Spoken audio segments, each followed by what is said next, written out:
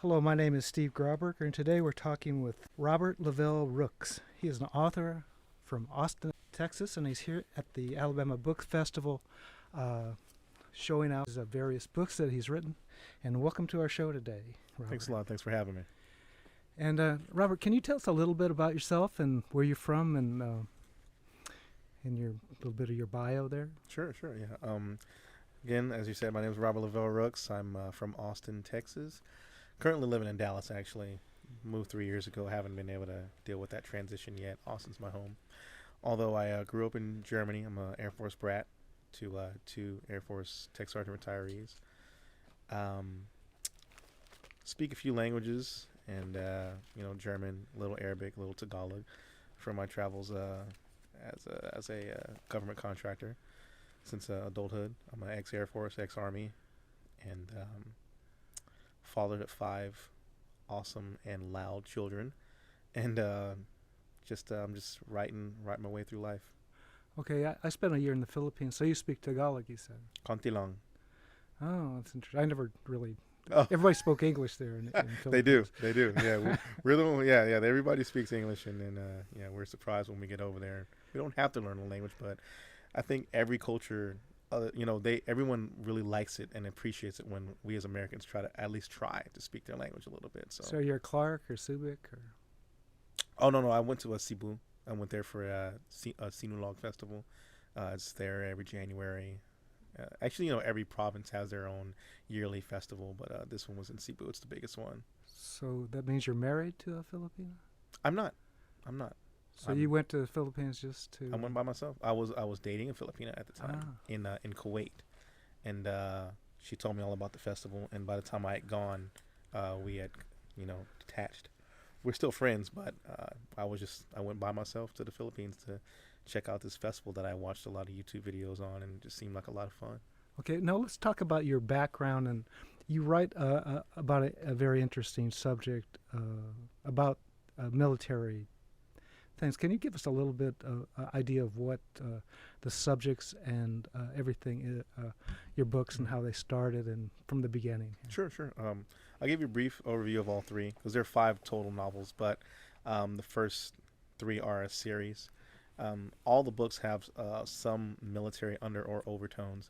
The first 3 essentially are romance novels, but the main character revolves around working for the military, such as myself. So it was my first novel, but it's not about me. People ask me that all the time. Is Percy James you? No, he's not me, but he's kind of who I'd want to be. He had a successful career. He was ex-military. He only had 1 child, which I'm not saying I don't only want to have 1 child, but he was a good dad, and he traveled freely, and he's just a well put together person who just ends up in a lot of bad situations. But that had some military undertones to it. The next book was the Guide on Bearer, which was a semi-fictitious account of my Air Force basic training in San Antonio. That was all military, of course. The course of the 7 weeks. There's a running joke in that book because everybody told us that basic training was 6 weeks. But when we got there, we figured out that they counted 0 week as a week, so it was really 7. So that's just basically all the stuff that really did happen in basic training in the Air Force circa 2000. And my latest book, Invasion of the Most Sacred, which is the one I'm here to talk about this weekend at the Alabama Book Festival here in Montgomery. Beautiful city, by the way. And it's based on true events, some things that I learned on one of my 6 trips to Afghanistan, some things that I learned there and some things that I saw there. And I came up with the idea of what would happen if somebody were really to try to use us, all our equipment, all of our allies, and all of our resources to actually thwart and end terrorism, extremism, consequentialism, everything that we're fighting against and everything that we're plagued with as a the whole world is, we're all affected by it, from the Boston Marathon to the Twin Towers and everything overseas that happens every day in places like Palestine, and we just don't hear about it anymore. We still got soldiers in Iraq. People wanted to stop hearing about it years ago, but we're still there, and we're still in Afghanistan. We're going back to Iraq now, dealing with Syria, and all this is in my book. I stopped writing it in November of 2015, and all up till then you'll see current events happening, and it's set in 2017, basically just saying what this is what will happen. I think if we went after that goal to try to attain peace, like really go after it. Attain peace in the United States or attain peace It's throughout the world? the whole world. This is, as you can see in the beginning of the book, I've got maps of different regions of the book, where the story takes place. So there's a lot of travel in Iran, a lot of travel in America, India, Pakistan, Afghanistan. You'll see a lot of different languages and things like that.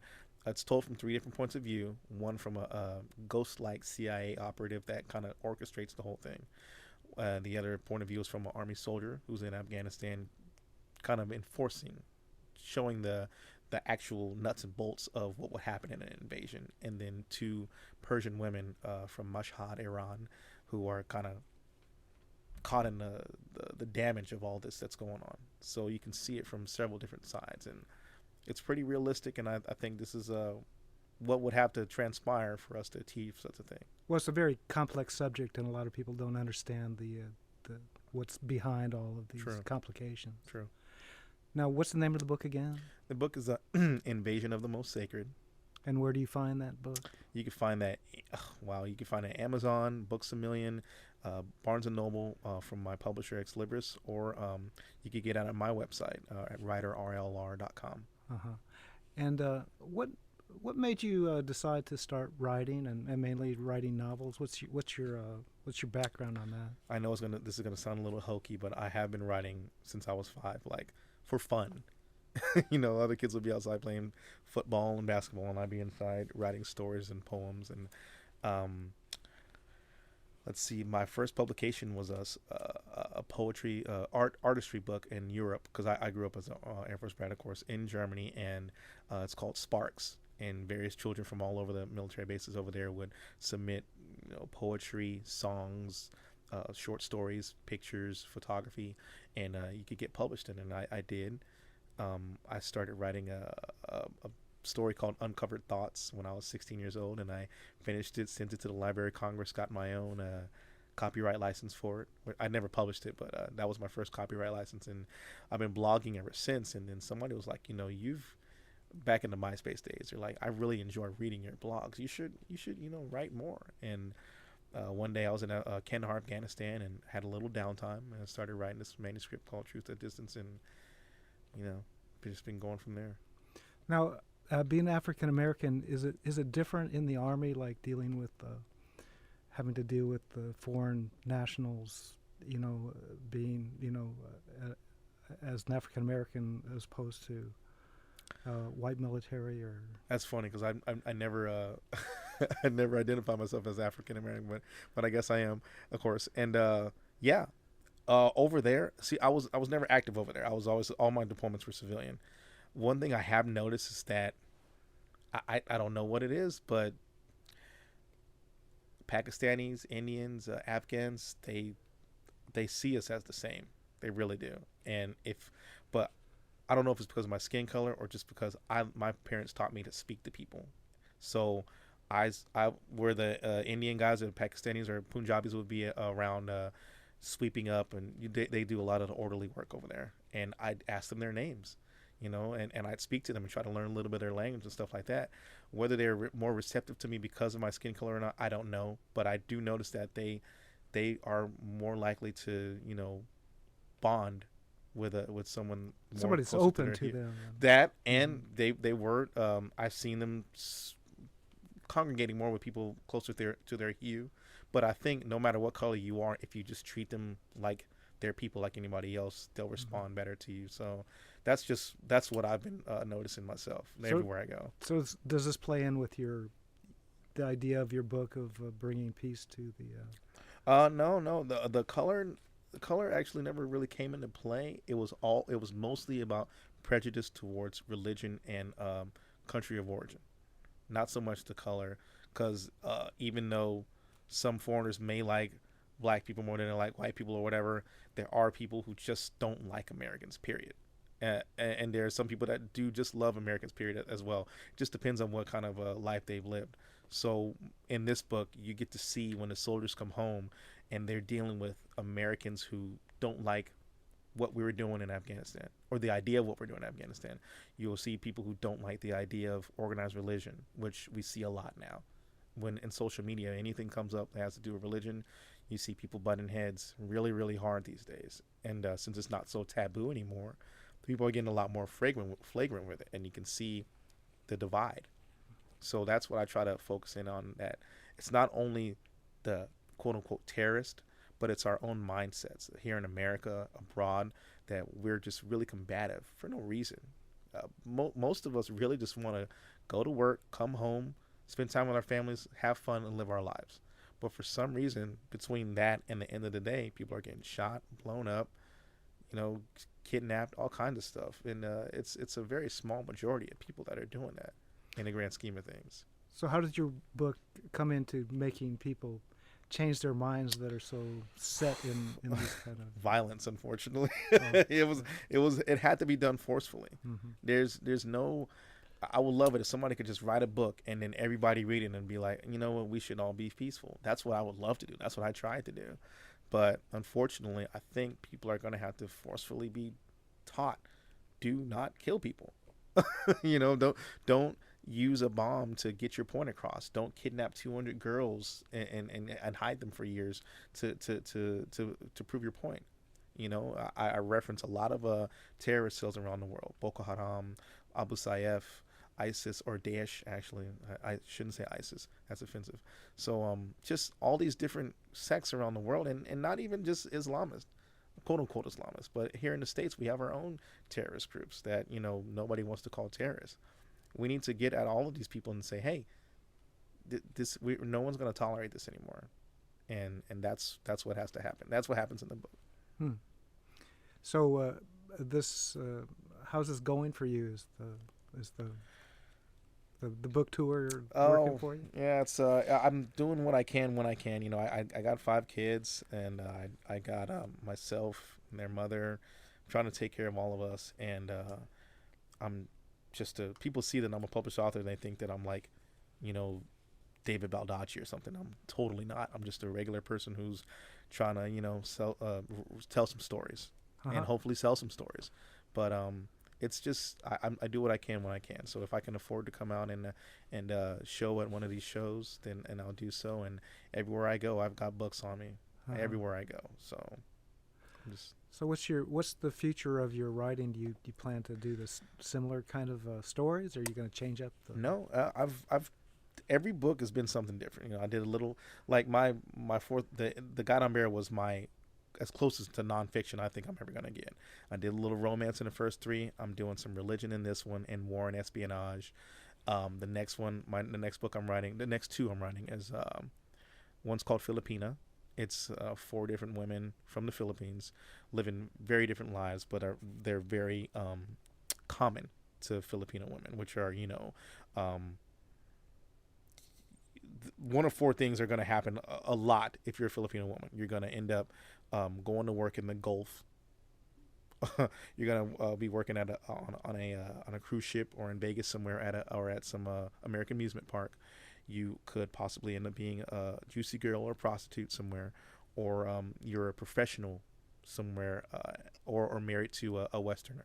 It happens a lot, and I know a lot of Pinoys and Pinays are going to look at me like I'm being stereotypical, but in my travels, I've met so many because I love their lifestyle. I love the way they are. They're so festive and happy and hospitable, and their food is awesome. So I flock to Filipinos when I see them. And in their stories, they're usually one of these 4 things. So I'm trying to write about these 4 women in a way that is very authentic, and get the story out there that because people look at Thailand, Philippines, Vietnam, places like this, as places just to go have fun and kind of ravish everything they see and then go back to where they're from. But these are real people with real dreams, just like everybody else.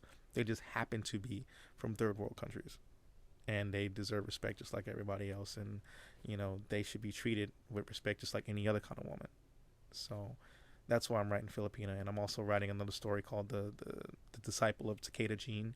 It's youth fiction. It's what I think would happen if a show called Samurai Champloo had made a second season. So that's going to have a limited audience to the anime heads out there. So now, for most people, I think writing is like pulling teeth.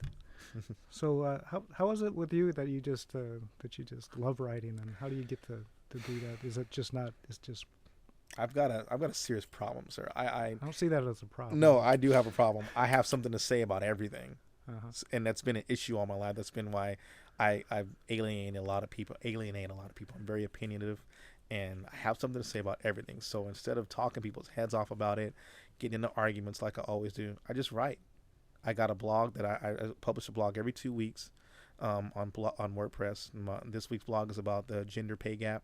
It's a real hot button issue.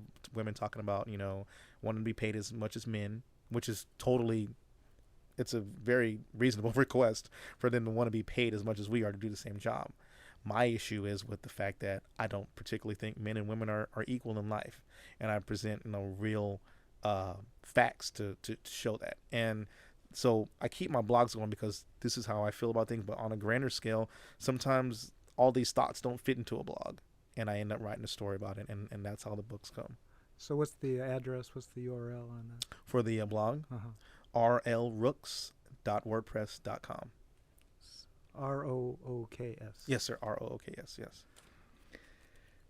So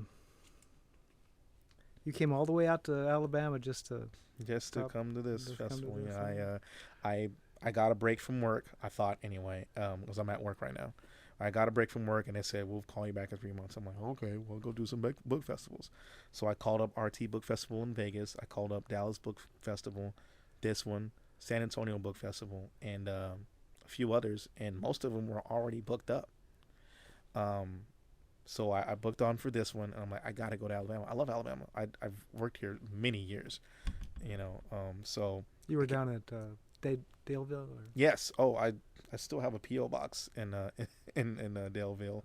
I worked at U.S. Helicopter in Ozark, AFS on Fort Rucker, and PIMCO in Dothan. I've lived all around those parts. I used to do karaoke every night in Daleville. You plan to write any detective novels? I wish I could. I really wish I could, because I love reading them. And all the popular stuff, unfortunately, I don't have a knack for writing. Detectives, sci-fi, fantasy, those things that have, and children's books, all have built-in audiences that usually have a very high rate of success for sales anyway. Not things that I write about, and I hate it.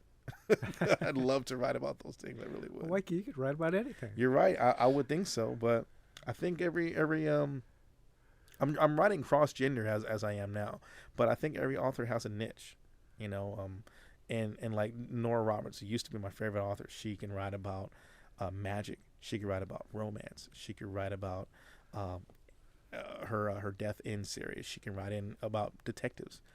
So I'm not gonna say that niche has to be one thing, but she's got some things that she's good at, and then I don't want to say there's things that she's not good at, but she hasn't tried to put out anything involving dragons, not that I know of anyway.